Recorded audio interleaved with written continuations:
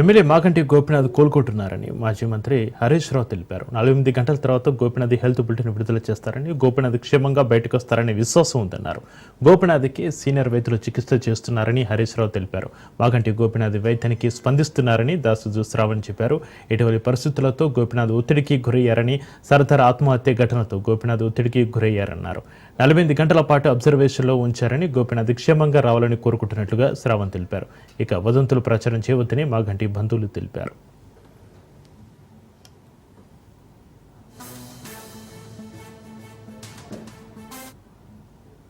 సాయంత్రం సమయంలో గోపీనాథ్ తీవ్ర అస్వస్థతకు గురయ్యారు. దీంతో వెంటనే ఏహెచ్ ఆసుపత్రికి తరలించారు. కొన్నేళ్లుగా కిడ్నీ సమస్యతో మాగంటి బాధపడుతున్నారు. హరీష్ రావు, బీఆర్ఎస్ నేతలు చేరుకున్నారు. మాగంటి గోపీనాథ్కు ఐసీయూలో వైద్యులు చికిత్స అందిస్తున్నారు.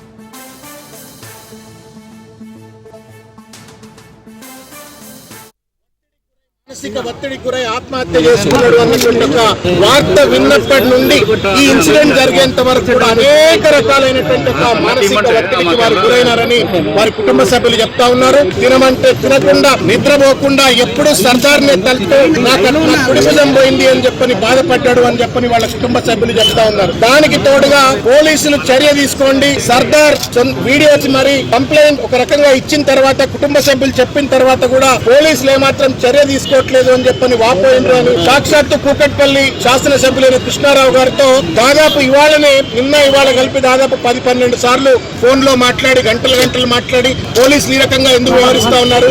సర్దార్ చాలా మంచివాడు, మానవత్వం ఉన్నాడు, బీఆర్ఎస్ పార్టీకి మంచి కార్యకర్త, నా కుడిపుదర్ లాంటి వాడు చనిపోయిండు అని చెప్పని సొంత కుటుంబ సభ్యులు ఎంతైతే బాధపడతాడో అంత బాధపడ్డాడు, ఒక ఒత్తిడికి గురైండు అని చెప్పని వారు కూడా చెప్పినారు, కుటుంబ సభ్యులు కూడా చెప్పినారు. మొత్తానికి మానసిక ఒత్తిడితో ఆ స్ట్రెస్ కు తట్టుకోలేక ఇవాళ ఈరోజు ఈ యొక్క దుస్థితి ఇవాళ మాగంటి గోపీనాథ్ గారికి వచ్చింది. భగవంతుడిని మేము బీఆర్ఎస్ పార్టీ కార్యకర్తలుగా, నాయకులుగా మేమంతా ప్రార్థిస్తా ఉన్నాం. ప్రజల్ని కూడా మేము విజ్ఞప్తి చేస్తా ఉన్నాము. వారి ఆయురారోగ్యాల కోసం వారు మంచిగా ఒక 48 గంటల్లో వెంటనే కూడా రికవర్ అయిపోయి ఆరోగ్యాలతో, ఆయురారోగ్యంతో బయటికి రావాలని చెప్పని భగవంతుడిని ప్రార్థించాలా, ఎక్కడికక్కడ పూజలు చేయాలని చెప్పని కూడా మేము విజ్ఞప్తి చేస్తా ఉన్నాం. మంచి నాయకుడు, మా ప్రజలకు అందుబాటులో ఉండే నాయకుడు కాబట్టి ఆయన బాగోగు కోసం అందరూ కూడా భగవంతుడిని పూజ చేయాలి, ప్రార్థించాలని